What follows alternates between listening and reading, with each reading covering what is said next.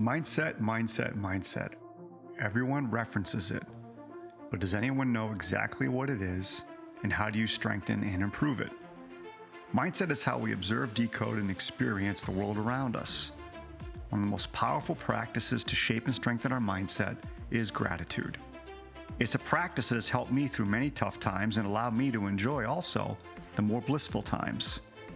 And that's why I'm excited here today to introduce you to Chris Schembra, a gratitude expert and the author of Gratitude and Pasta, along with his latest book, Gratitude Through Hard Times, a Wall Street Journal best-selling book. In this episode of Breaking Sales, Chris enlightens us on how practicing gratitude can help you work through performance ruts and build a mindset that fosters resilience. Let's get going.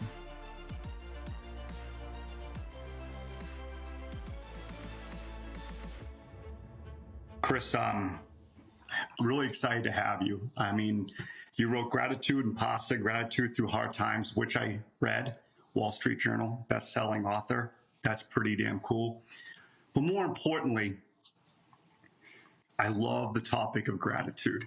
You know, you had a point or you had a character, a friend of yours in one of your chapters of Gratitude Through Hard Times. His name was David.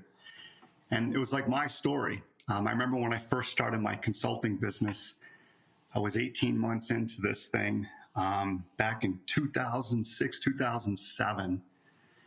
And I didn't have a single dime, revenue, client, clue. I had a mortgage. I had 2 young children, health insurance, utilities, groceries. I was like 0 for 8, 0 for 9 on trying to earn somebody's business in this sales performance coaching space that I'm in. And I had neighbors saying he needs to go back to corporate America. He's silly. He's stupid. What is he doing? He's irresponsible. He's got a family. I mean, I just heard the chatter and I felt the weight. And so I do remember reading a book at the time called Law of Attraction. And in that book, it talked about being grateful. It talked about this idea of abundance. And so every morning I started journaling. And I remember, I still have all my journals too. I just remember I would just journal anything that was positive. Hey, this person bought me a coffee, or hey, this person smiled at me. This person held the door for me. That person let me in on the highway. I literally was looking for everything positive in my day. My daughter smiled when I got home. I had a good workout, got up in the morning, felt good, right? Everything. Because in that book, I remember Law of Attraction, it said, what we focus on is what we create. And so I just started doing it, and I haven't stopped since. And I was very fortunate that my business has definitely taken off since then. So when I got introduced to you and I read your book, Gratitude, I'm like, okay, I can't wait to talk to this guy. I cannot wait to have Chris on the podcast. So I'm excited that you're here. Dan, thanks for having me on, and thank you to Carson and the entire team at Arcbound for introducing us together. You know, when they described who you were and what you're trying to bring more of into the world, I just knew we were aligned. You know, we help people lead with empathy and sell with their heart and connect with people in a meaningful way. And so it's a pleasure to be with you here today, someone who, by the way, has an existing gratitude practice. And if you really listen back to what you just said, you practice gratitude in the way we love to teach gratitude. So many people think of gratitude as this self-reflective practice they just do to things in their life. I'm grateful for my health. I'm grateful for the sunshine. I'm grateful for this home. I'm grateful for these things. What you just said to kick off this podcast is talking about your gratitude practice by saying, I'm grateful to that person. I'm grateful to that person. I'm grateful to that person. Barbara Fredrickson is a great researcher that we follow that says to be grateful is to be grateful to someone. And I'm so happy to hear you talk about gratitude in that way to kick off today's call. We've been coaching sales professionals and sales leaders now for 16 years. And you know there's such a struggle there on how do I get my business up and running as a sales professional, right? How do I build my pipeline? And I have to reach out to all these people. And when I reach out to all these people, I know there's rejection coming. And so what typically happens is a sales professional puts off the hard, complicated work because they don't want to deal with the rejection. So they procrastinate, they're uncertain, they lack confidence, maybe a little bit of imposter syndrome. And what I liked about your book and what I loved about your message was that how simple gratitude is to build that inner strength where you're not worried about the rejection, right? You're not worried about other people's thoughts or opinions because you've had this like calmness inside you. I thought that was awesome. And I know every one of our listeners could use that practice. Well, it's an interesting thing you talk about, Dan, the idea of seeking rejection to build internal resilience and being grateful for those learnings is a tool for sales enablement and growth. So I'll tell you the story of my friend Scott Case. Scott, among many things, founding CTO of Priceline.com, executive director and CEO of Startup America with Steve Case, who he's not actually related to, who founded AOL, has done a multitude of tremendous entrepreneurial ventures. I sat down with Scott a couple weeks ago here in New York City, and I said, Scott, what journey are you on next? He said, I'm on a rejection tour. I said, what do you mean? He said, I've got this new idea, a new business, a new thing I'd like to bring into the world. And my goal is to go out and get as many no's as humanly possible so that I can learn from my potential clients about what works, what doesn't work, what they're looking for in the market, how I can build a product or a service that satisfies their needs. See, so oftentimes as sales professionals, we get a fake yes. And we say, oh my God, we got that quick win. I'm so excited for it. I'm grateful for this win. Woohoo! But those fake yeses might have just happened because we got lucky or they had budget to spend or whatever. But did your solution actually meet their needs, the problem they needed solved? I don't know. We find greater learnings through the no's, the opportunities we didn't get, the rejection, than we do from the yeses. If we just get 1,000 yeses in a year, that doesn't enable growth because we'll just stay selling the product that everybody's buying. True growth comes by seeking the no, by seeking rejection. Now, how does gratitude fit into that?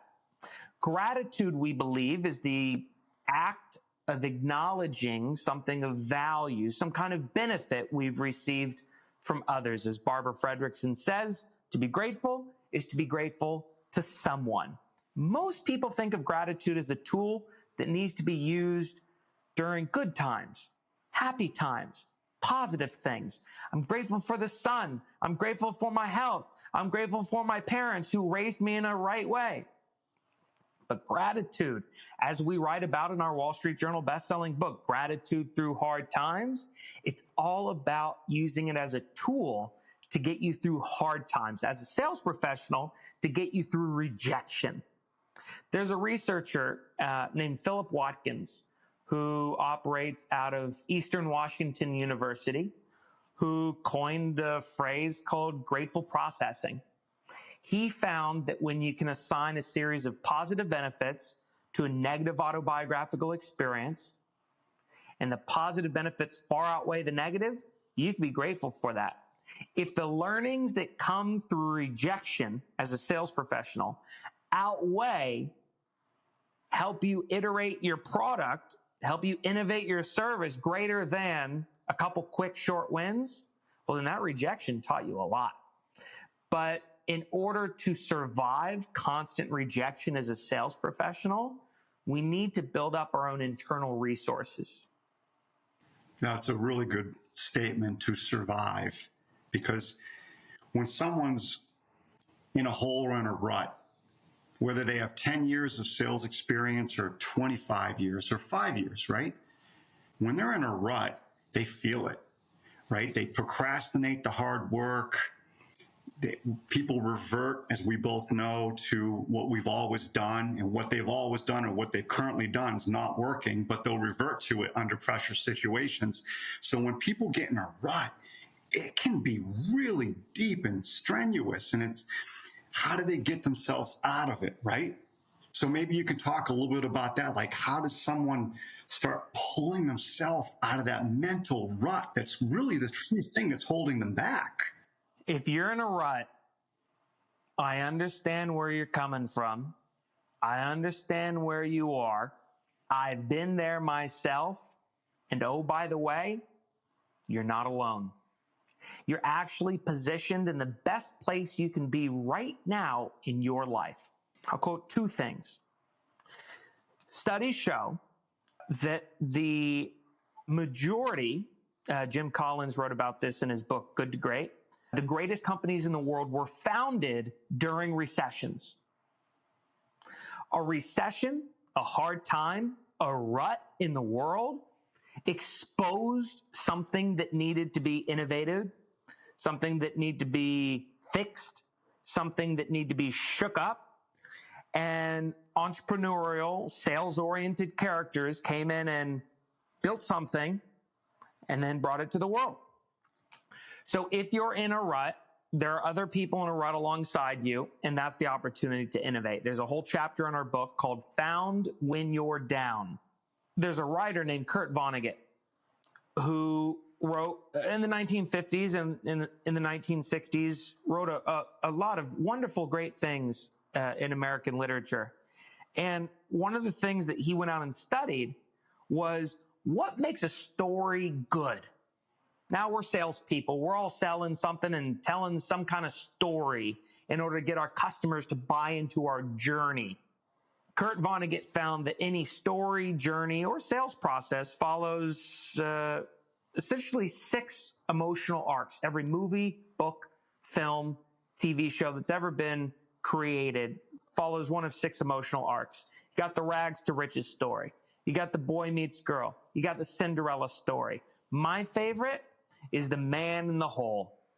And what Binghamton University in the 1980s then went out and did is study the box office numbers of thousands of movies to study which emotional arc was pound for pound the most successful narrative. It was the man in the hole story. The story of the protagonist walking down the street, doing his thing, falling into a hole, a rut, a depression, a recession, a period of sales stagnancy, learning some stuff, climbing out of the hole, and the new normal that he's walking down the street is better than where he started his walk. You can take movies like The Shawshank Redemption. Main character walking down the street, gets thrown in prison, learns some stuff, starts funneling around the warden's money, breaks his way out of prison, goes down and buys a hotel in the Caribbean, brings his best friend Morgan Freeman with him. They have a good time. His new normal is better than where he started. And I say that to say, if you're in a rut, if you're in a period of stagnancy, look around with curiosity and empathy and connection and say, what can I learn from this dark period of time, knowing that if I get out of it, I'm going to be better off than where I started, by far. I like that. What can you learn? I mean, talk about sales success and revenue potential. On December 10th, 1918, December 13th, 1918, December 10th, 1913. My dates are screwed up. Anyways, Thomas Edison was sitting down to dinner in Edison, New Jersey, having a cozy little meal. And his son comes rushing in. Dad, you gotta come quick. The factories are burning down. Thomas finishes his meal, saunters over across town and sees 8 different fire units trying to put out the blaze that's rapturing half of his factories.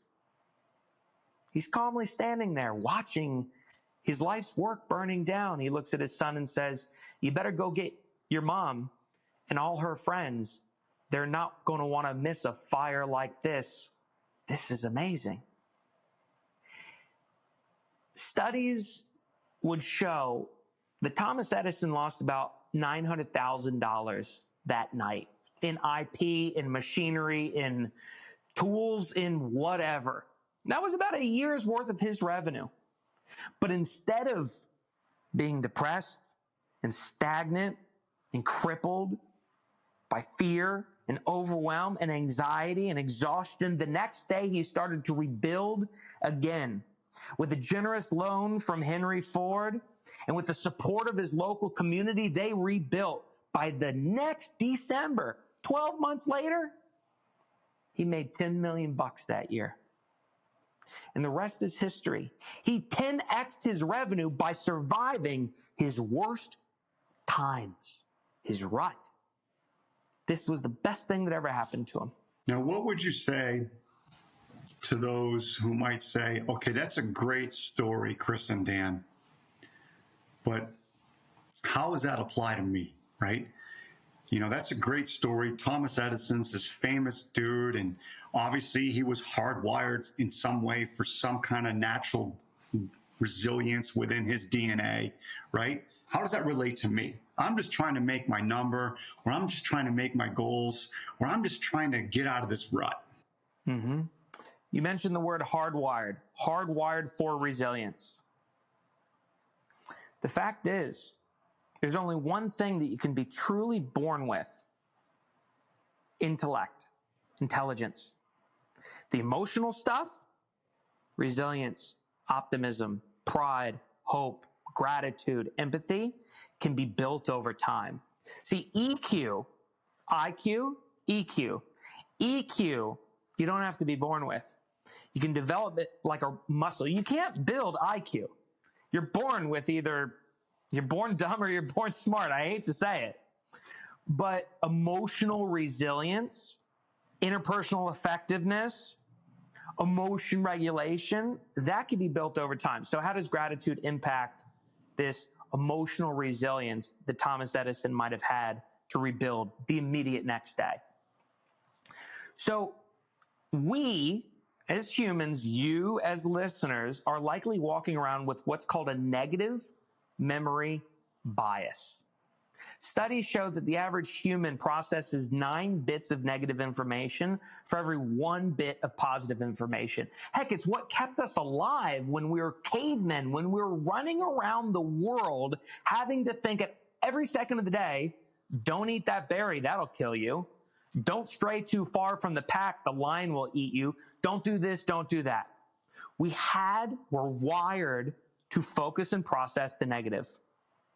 The quote unquote pursuit of happiness, or the pursuit of positive, happy, pleasurable emotions, is only a relatively new invention in human history. It's very new. It's a couple thousand years old. The pursuit of happiness is only like 200 years old. And the truth is, we have less threat of death, being eaten by a lion, eating the wrong berry, doing the wrong thing that results in death. We have that a lot less these days, which means we should probably overcome the way we're wired and focus less on the negative and focus more on the positive. See, we have a choice every day. We either wake up and dwell on what's wrong, the negative, what can be corrected, what can be fixed, what's broken, or we can appreciate the positive. We can help those positive things go right. We can make that energy contagious. Barbara Fredrickson is that researcher I mentioned before, who did a research called the broaden and build theory of positive emotion.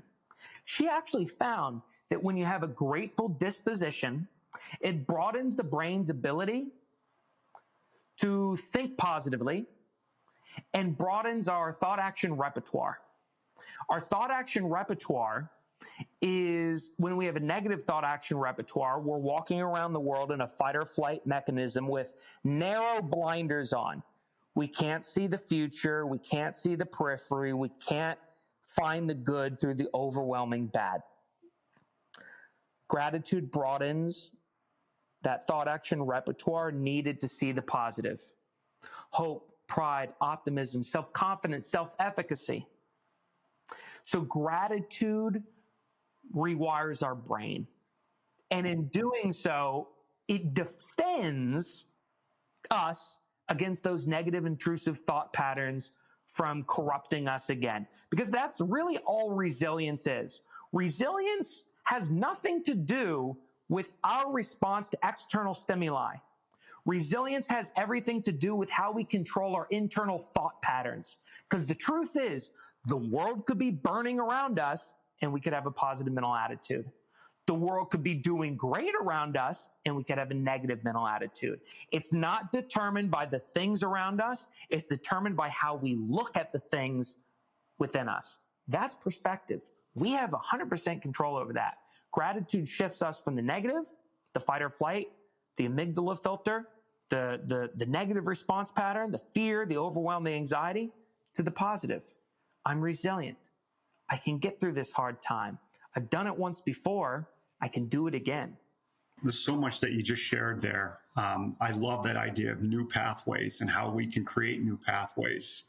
You know, I think about loss aversion, right? Which is what you just said. It's our instinctual mindset on how we gather, filter, and decode maybe what's about to happen situationally or interaction that we're in, and how we focus on the negative. What if I ask this and it doesn't come out right? What if I ask this and I upset them or I piss them off unintentionally? Or what if I say this and they misunderstand it and they become angry, all right? And then we pull back because we just filtered what was going to happen in the future from a negative standpoint. And so what do? We pull back from it and we don't ask the question. We don't make the statement. We don't add to the interaction, right? We become like almost, we become like a hostage within ourselves. We hold back. You just used a lot of what if statements. What if this happens? What if that doesn't happen? What if she doesn't love me? What if he does want to fire me? And that prevents us, those what if statements prevent us from taking the action we need to take in our own life. Seneca, one of the great Roman Stoic philosophers, once stated that we suffer more in imagination than in reality. These what if statements are a product of a future-oriented mindset gone wrong. Now, here's what I mean by that. It is great to think about the future. It is great to have our sights set on a North Star. It is great to align whatever we do in the present based on where we want to be in the future.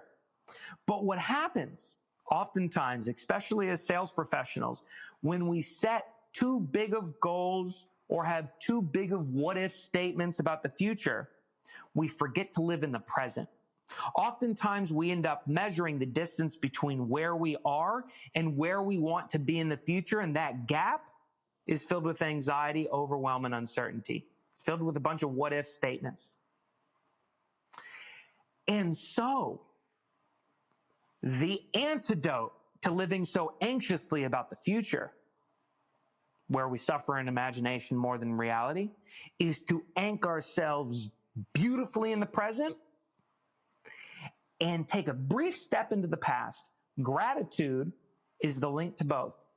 Gratitude is the link to get us into the past, to actually acknowledge the overwhelming amounts of positive value and benefits that we've received in the past. So often we're focused on how we haven't hit that next goal that we forget about all the amazing things we've done to reach our own goals this past year. And so gratitude brings I'm so grateful for the third grade teacher that gave me my first violin. I am so grateful for that stranger who held the door open for me so I didn't drop the cake that I baked for my mom. I'm so grateful for all those things that happened in the past. That develops a positive mindset needed to ground us while we anxiously seek the blessings of tomorrow. That was Chris Schembra, gratitude expert and author of Gratitude and Pasta and Gratitude Through Hard Times. Tune in next time to hear Chris and I continue our conversations where we'll dive further into how using gratitude can strengthen your resolve, ignite courage to take on risks, and deepen your valued relationships. Until next time.